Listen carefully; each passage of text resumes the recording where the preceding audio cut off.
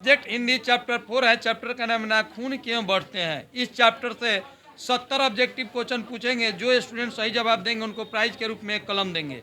पहला क्वेश्चन है, प्राणी शास्त्रियों का ऐसा अनुभव है कि मनुष्य का अनुवांशिक अंग उसी प्रकार झड़ जाएगा जिस प्रकार उसकी मूंछ झड़ गई। किस पाठ की पंक्ति है। नाखून क्यों बढ़ता है। निम्नलिखित में किस पाठ की विद्या निबंध है। नाखून क्यों बढ़ते हैं। कालिदास ने क्या कहा था। नाखून के बढ़ते हैं। शीर्षक पाठ के आधार पर उत्तर दें। सब पुराने अच्छे नहीं होते, सब नए खराब नहीं होते, ये भी दोनों। नाखून का बढ़ना किसका प्रमाण है। पाश्विक वृत्ति का। पाश्विक वृत्ति और संघर्ष चेतना का। बढ़ते हैं। शीर्षक पाठ का साहित्य की कौन सी विद्या है। ललित विद्या। गौड़ देश के लोग को क्या पसंद करते थे। बड़े बड़े डॉग को। क्या बोले हैं। बड़े बड़े डॉग को। बड़े बड़े नखों को। नाखून का बढ़ना मनुष्य की किस वृत्ति का परिणाम है। पाश्विक वृत्ति का। लेखक हजारी प्रसाद द्विवेदी ने दयनीय जीव किसे कहा है। अल्पज्ञ पिता को। रत्न मानव का अर्थ क्या है। प्राचीन मानव। नाखून का इतिहास किस पुस्तक में मिलता है। कामसूत्र में। हजारी ने डी.लिट् की उपाधि किस विश्वविद्यालय से प्राप्त की। लखनऊ बीबी से। कहानी में चंद्रकार, त्रिकोण, दंतुल, वर्तुलाकार आकृतियों का संबंध मानव के किस अंग से है। नख से। अल्प वक्तक का अर्थ है। आलता। चलिए रुक जाइए। के साहित्य अकादमी पुरस्कार किस रचना पर मिला था। किस रचना पर मिला था। उनसे पूछिए। चलिए आगे। प्राचीन मानव का प्रमुख अस्त्र शस्त्र था। नाखून। रुक जाइए। प्राचीन मानव का प्रमुख अस्त्र शस्त्र था। नाखून। नाखूनों का बढ़ना किसका परिणाम है। मनुष्य की अंत सहजात वृत्ति का। सब पुराने अच्छे नहीं होते और सब नए खराब नहीं होते, ऐसा किसने कहा। कालिदास ने। नकदर मनुष्य आज किस पर भरोसा कर रहा है। एटम पर। मनुष्य के मनुष्यता यही है कि वह सबके दुख सुख सहानुभूति के साथ देखते हैं। यह तथ्य किसका है। गौतम बुद्ध का। नाखून क्यों बढ़ते हैं कि निबंधकार कौन है। हजारी प्रसाद द्विवेदी। आचार्य हजारी प्रसाद द्विवेदी जी के साहित्य की किस विद्या में लेखन नहीं है। कहानी। कौन सी रचना हजारी प्रसाद द्विवेदी की नहीं है। भाटी की मूर्ति। द्विवेदी जी ने निर्लज्ज अपराधी किसे कहा है। कामसूत्र किसकी रचना है। वात्स्यायन की। सिकथक का अर्थ है। मोम। महाभारत क्या है। पुराण। हजारी प्रसाद द्विवेदी द्वारा रचित पाठ है। क्या फिर से। द्विवेदी द्वारा रचित पाठ है। नाखून क्यों बढ़ते हैं। ललित निबंध है। नाखून क्यों बढ़ते हैं। पुराने का मुँह सब समय वांछनीय ही नहीं होता। किस लेखक की पंक्ति है। हजारी प्रसाद द्विवेदी जी की। प्राचीन काल में दक्षिण भारत के लोग कैसे नाखून रखते थे। छोटे छोटे।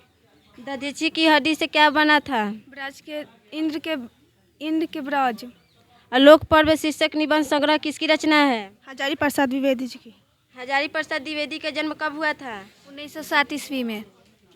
हजारी प्रसाद द्विवेदी का जन्म कहाँ हुआ था। बलिया उत्तर प्रदेश। कौन मनुष्य का आदर्श नहीं बन सकती है। पंडरिया। देवताओं का राजा से किन्हें संबोधित किया जाता है। इंद्र को। नख है नाखून किसका प्रतीक है। पशुता का।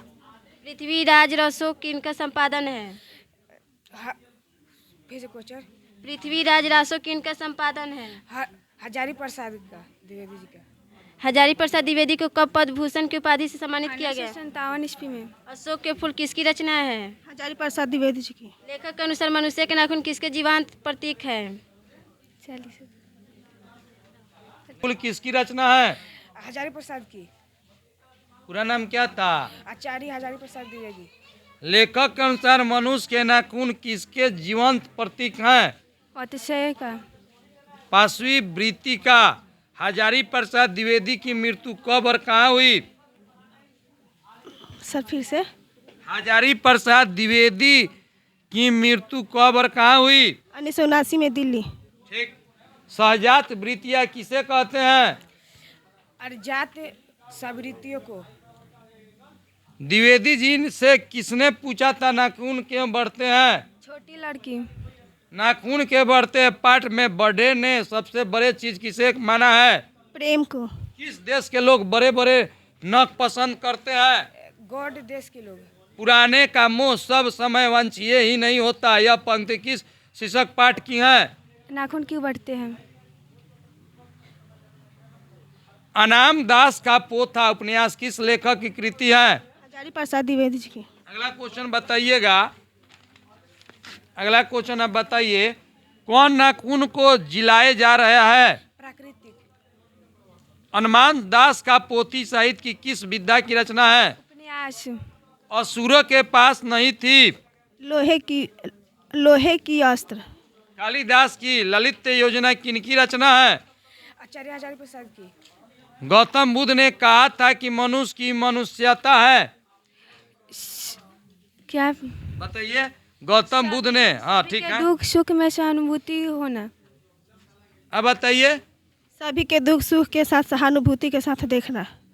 नखदर मनुष्य अब क्या लेकर आगे की ओर चल रहा है? मनुष्य किसको नहीं बढ़ने देगा? नाखून को।